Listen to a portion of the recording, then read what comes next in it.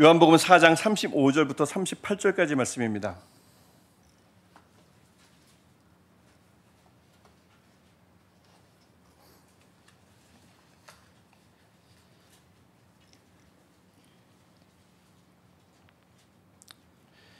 요한복음 4장 35절부터 38절까지 말씀, 우리 전체 말씀을 한 목소리로 천천히 함께 읽도록 하겠습니다. 너희는 넉 달이 지나야 추수할 때가 이르겠다 하지 아니하느냐. 그러나 나는 너희에게 이르노니 너희 눈을 들어 밭을 보라. 휘어져 추수하게 되었도다. 거두는 자가 이미 삭도 받고 영생에 이르는 열매를 모으나니 이는 뿌리는 자와 거두는 자가 함께 즐거워하게 하려 함이라.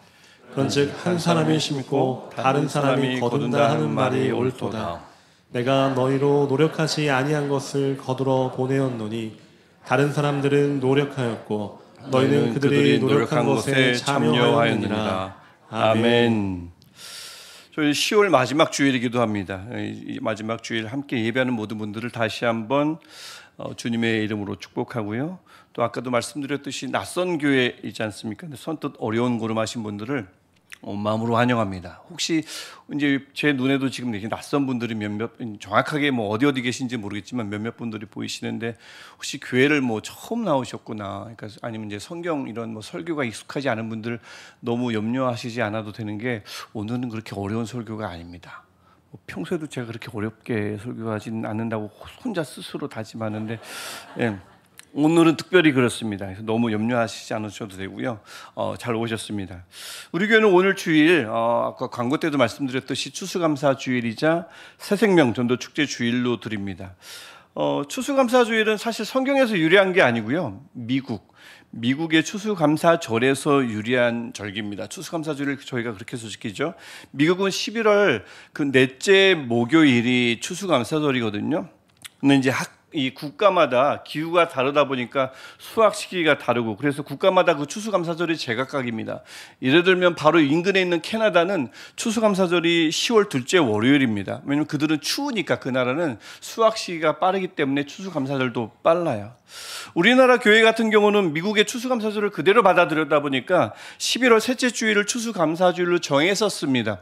그래서 이전엔 모든 교회가 똑같이 12월 셋째 주일날 추수감사주일로 보냈는데, 우리나라 벼 수확 시기가 제가 또 혹시나 제가 틀릴까봐 찾아봤지만 10월이에요. 10월 초중순 벼를 수확하고요. 또 교회마다 10월 아니면 아무리 늦어도 11월 초에 총동원 전도주일 아니면 비슷한 새생명 전도 축제, 이 전도 관련 행사를 하기 때문에 추수와 전도가 좀 이렇게 일맥상통하지 않습니까? 그래서 추수감사주일을 11월 셋째 주일이 너무 느리다 생각해서 앞당겨서 드리는 교회들이 제법 있습니다. 제가 아는 교회도 10월 지난 주일, 지지난 주일에 추수감사주일로 예배를 드린 교회가 제법 있거든요. 우리 교회 같은 경우도 그래서 오늘 추수감사주일 겸 새생명 전도 축제 주일로 드리는 것입니다. 여러분 아시다시피 추수감사절은 아까 우리 집사님 기도도 해주셨지만, 우리 사실 농사를 짓진 않잖아요. 그래서 농사의 개념으로 우리 삶을, 우리 신앙을 농사의 개념에 적용해서 지금까지 우리가 열심히 씨를 뿌리고 농사 지은 것, 이거 내 손으로 그래서 이 수확물을 거둔 것 같지만 이게 다 하나님의 은혜입니다 라고 감사하는 주일이 바로 오늘과 같은 주일입니다. 하나님께 감사하십니까? 우리 내일 또 이 비슷한 말씀을 가지고 내일 여기까지 인도하신 하나님을 찬양하고 말씀 나누고 함께 기도할 텐데, 하나님이 지금까지 저도 그렇고 여러분도 그렇고 특별히 시냇가 에셀나무 교회도 그렇고 하나님이 여기까지 잘 인도해 주신 줄 믿습니다. 오늘 우리가 함께 읽은 본문은 이 추수와 관련된 본문이에요. 예수님이 직접 하신 말씀입니다. 그런데 오늘 우리가 읽은 말씀은 일반 농사와 관련돼서 두 가지 상식이 있는데, 그 상식과 배치되는 그 상식을 깨뜨리는 말씀입니다. 첫 번째 상식은 35절 상반절에서 깨져요. 상반절을 보면 너희는 넉 달이 지나야 추수할 때가 이르겠다 하지 아니하느냐. 당시 농사와 관련된 상식으로 보면 이 말씀이 맞습니다. 너희 할 때 그 너희가 생각했던 넉 달이 맞습니다. 아직 추수할 때가 아니에요. 왜냐하면 어떤 곡물이든 파종했으면, 씨앗을 뿌렸으면 수확할 때까지 일정 기간이 있지 않습니까? 이거 굳이 뭐 농사를 짓지 않더라도 누구나 아는 상식입니다. 우리나라 같은 경우도 벼를 봄에 심고 가을에 추수를 하지요. 약 4, 5개월의 기간이 걸립니다. 이거 뭐 다 아는 것입니다. 근데 예수님은 35절 하반절에서 이렇게 말씀하셔요. 그러나 나는 너희에게 이르노니 너희 눈을 들어 밭을 보라 휘어져 추수하게 되었도다. 4개월 후가 아니고 일정 기간이 반드시 필요한데 4개월 후가 아니라 바로 지금이 추수할 때라고 말씀하시는 것입니다. 이것이 문맥상집은 이 사마리아 여인을 만났고 이 아주 척박한 땅에 사는 사람들입니다. 사마리아 여인을 만난 이 문맥상을 보면 도무지 예수님을 믿을 가망성, 하나님께 돌아올 가망성이, 온전한 종교인으로 이 하나님의 백성으로 살아갈 가망성이 전혀 없던 부정한 사람들이었는데 이 사람들이, 이 짐승 같은 취급을 받던 사람들이 지금 예수님께 막 몰려올 것을 예수께서 보시고 사마리아 여인과 사마리아 사람들이 곧 믿음을 갖게 될 것임을 말씀하는 구절이 35절 이 하반절입니다. 그래서 그렇다고 해서 영혼을 수확하는 일이, 뭐 곡물은 일정 기간이 필요하지만 그럼 영혼을 수확하는 일은 무조건 바로 지금이냐? 그런 뜻은 아닙니다. 지금 사마리아인들이 곧 믿게 될 것을 예수님께서 보시고 바로 지금이라고 얘기한 거죠.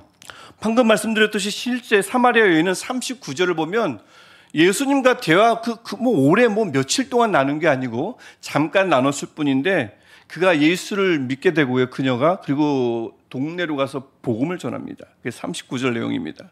그래서 그 복음을 들은 사마리아 사람들은 또 어떻게 했습니까? 45절을 보니까 시간이 얼마 걸리지 않았어요. 정말 예수께서 바로 지금이라고 말씀하신 것처럼 바로 예수님을 세상의 구주라고 고백했습니다. 45절 제일 끝에 나오죠. 그래서 이런 이들만 보면 바로 지금이 추수할 때가 맞는데 바로 전장인 3장에는 니고데모가 나옵니다. 니고데모는 완벽한 사람이에요. 이미 유대인이고요. 완벽한 조건을 갖췄습니다. 출중했습니다.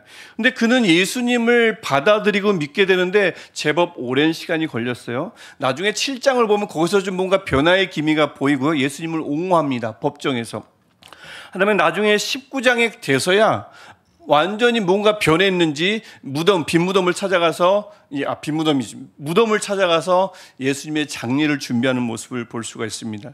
처음에는 그냥 어두운 가운데 돌아갔어요. 언제 돌아갔는지도 모르게 3장에서 예수님을 찾아갔다가 아무도 모르게 사라졌습니다.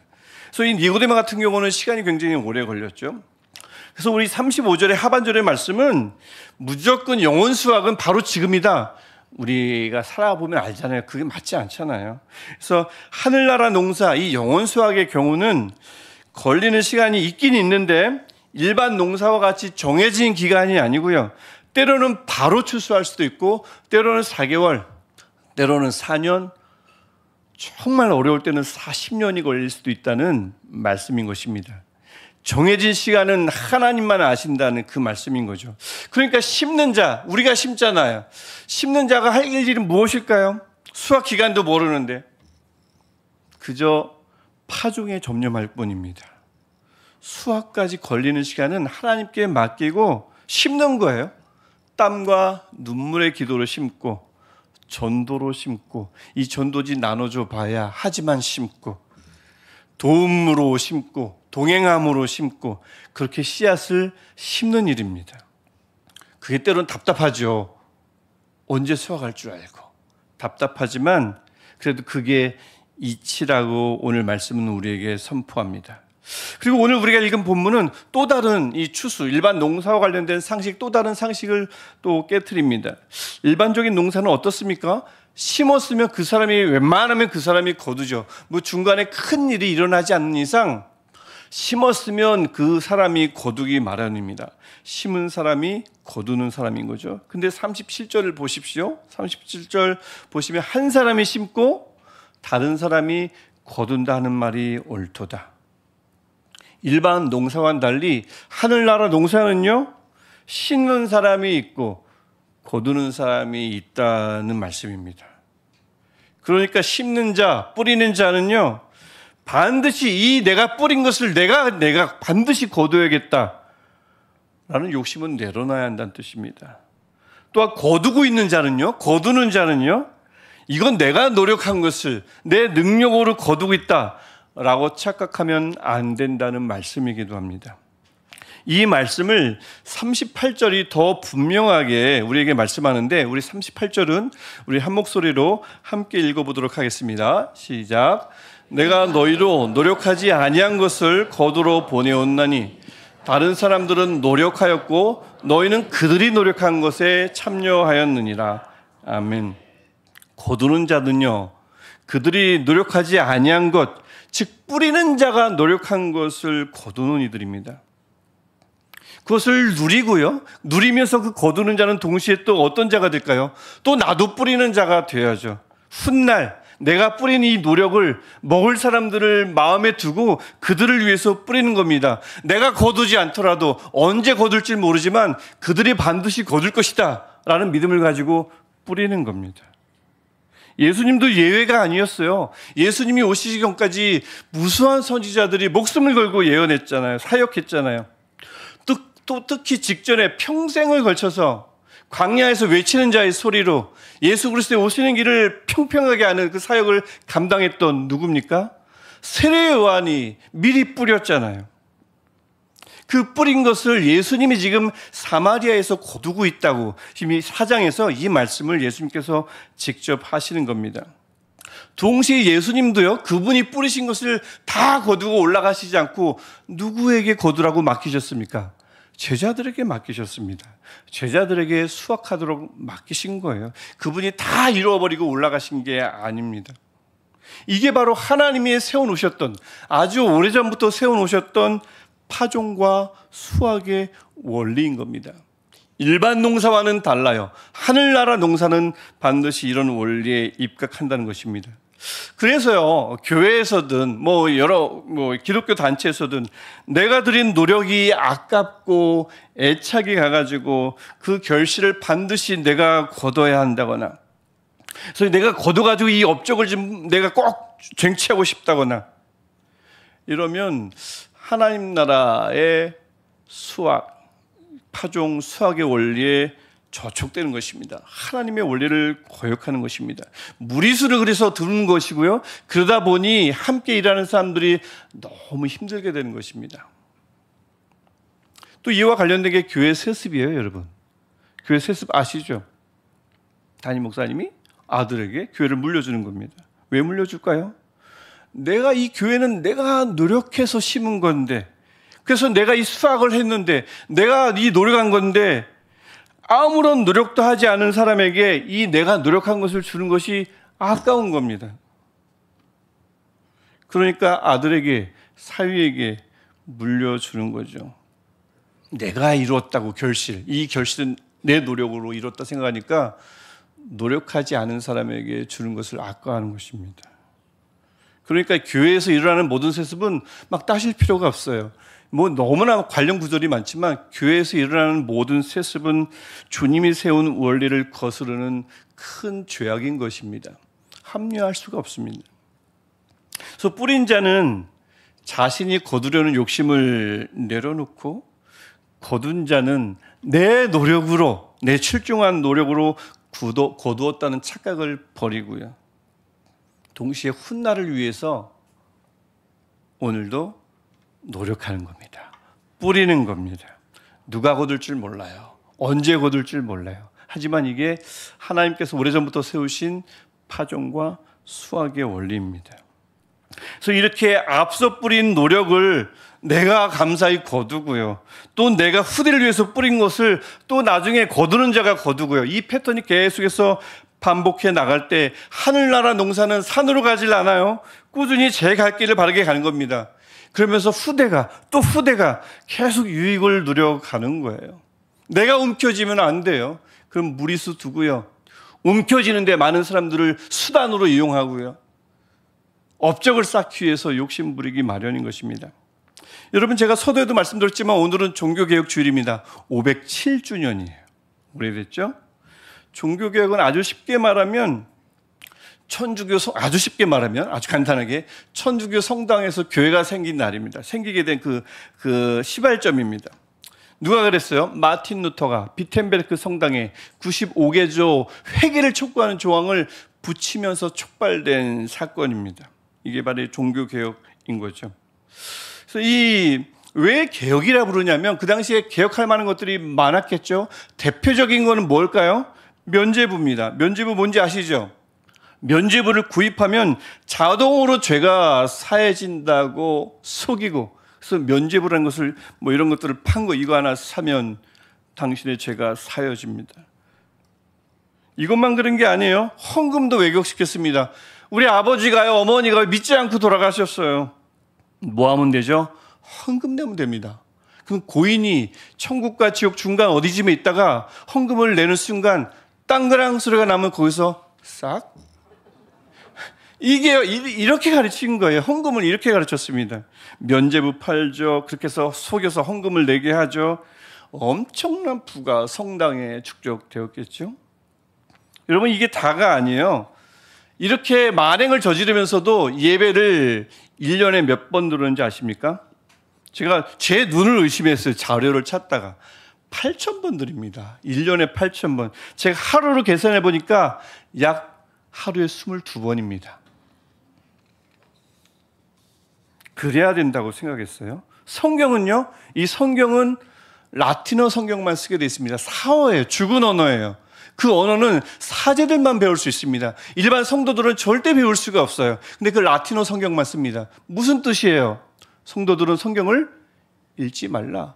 몰라야 한다.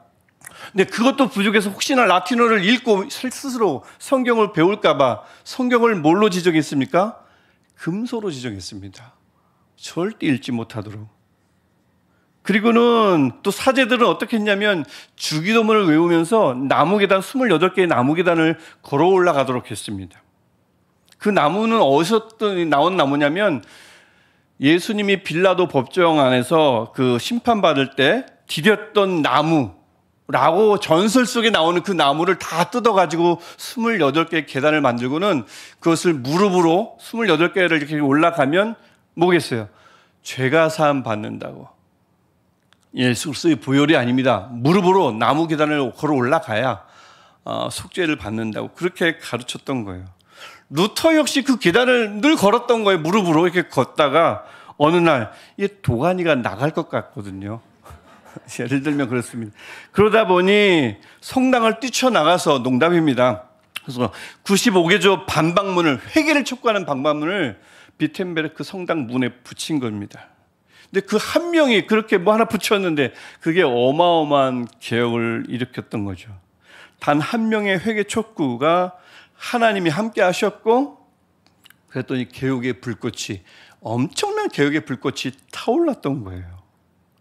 만약 한 명인데 이거 막 무시해버리거나 그를 화형시키거나, 비일비재했거든요. 말 안 들으면 화형시켜가지고 그 회개 촉구가 무산됐다면, 하나님이 만약 그 한 명과 함께 하시지 않았다면, 여러분 지금 오늘 우리가 드려야 할 예배는 아직 19번 남았습니다.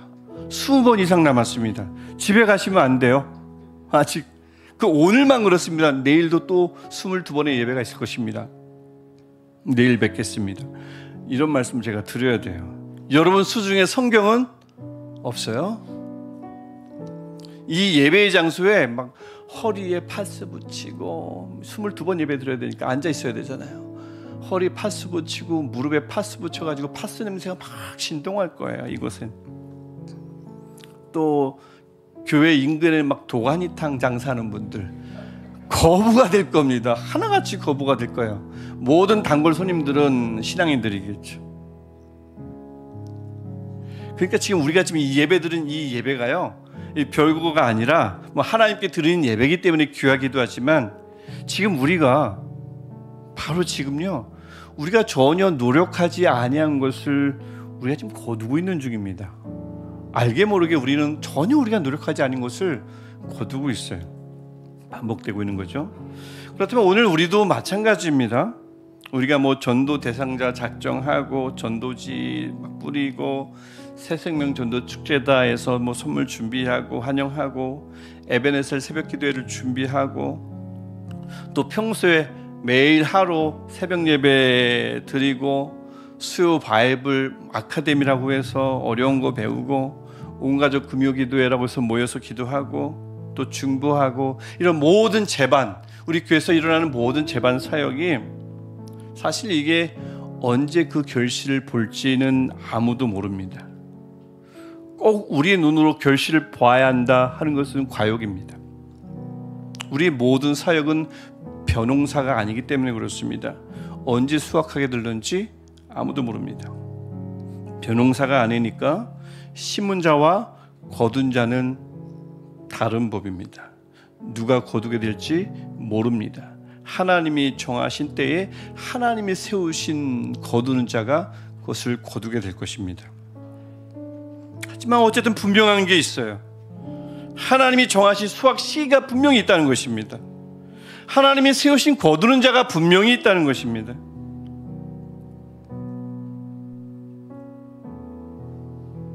이 증거가 지금 우리가 누리고 있는, 우리가 지금 우리 선배들이 노력한 것을 우리가 누리고 있는 이 현장이 바로 그 증거입니다.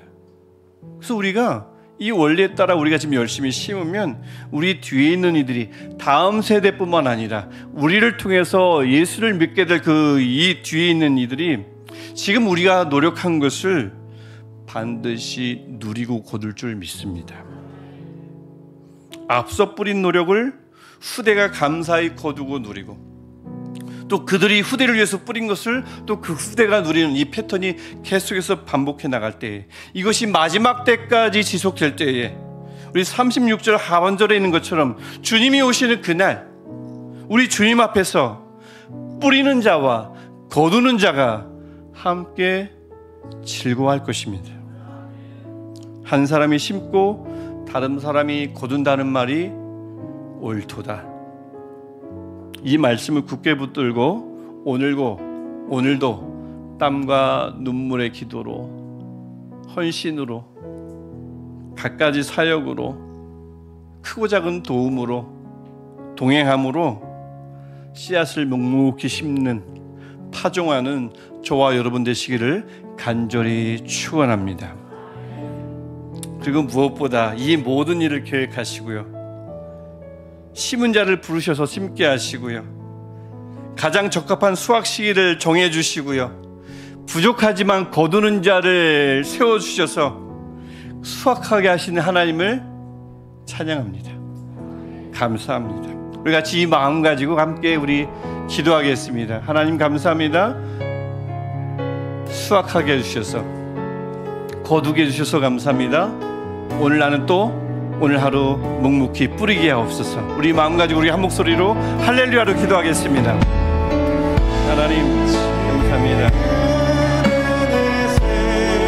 주님, 부족하지만 뿌리는 자가 되게 하시고, 부족하지만 거두는 자가 되게 하시고, 오늘 보십시오. 우리에게 주신 우리가 지금까지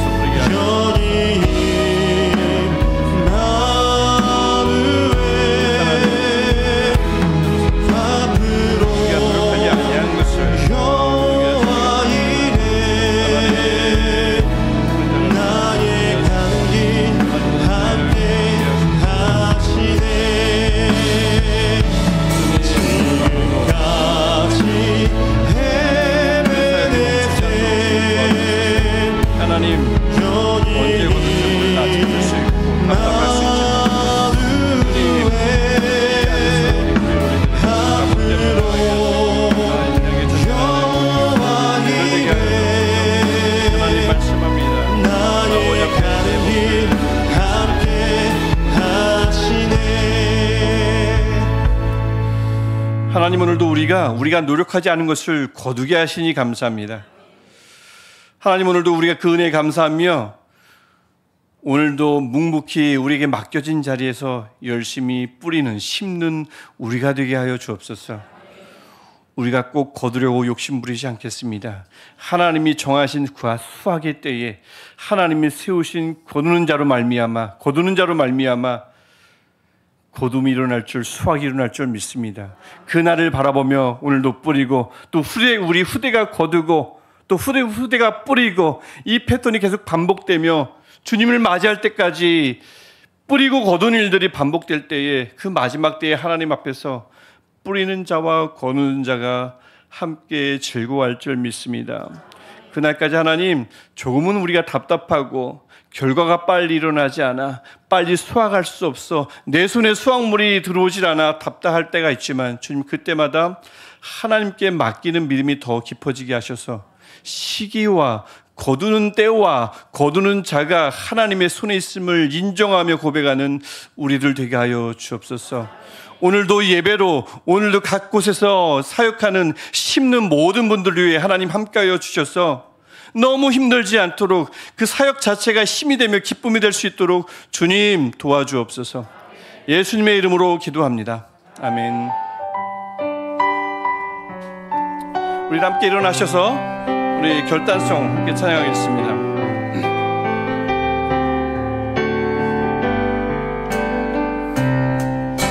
다시 그 교회로 다시 사명으로 나의 십자가 지고 땅장을 넘는 우리가 꿈꾸는 교회, 흩어지기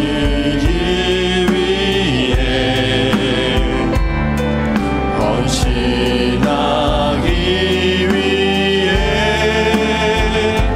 삶으로 예배하며 세상 향할 때 그 나라 세워지리라. 주여 광역이 임하사 열방 향해 그 빛 비추소서. 주의 얼굴 그할 때 주의 향기 머무소서. 주여 광역이 임하사 열방 향해 그 빛 비추소서. 주의 얼굴 그할 때 주의 향기 머무소서.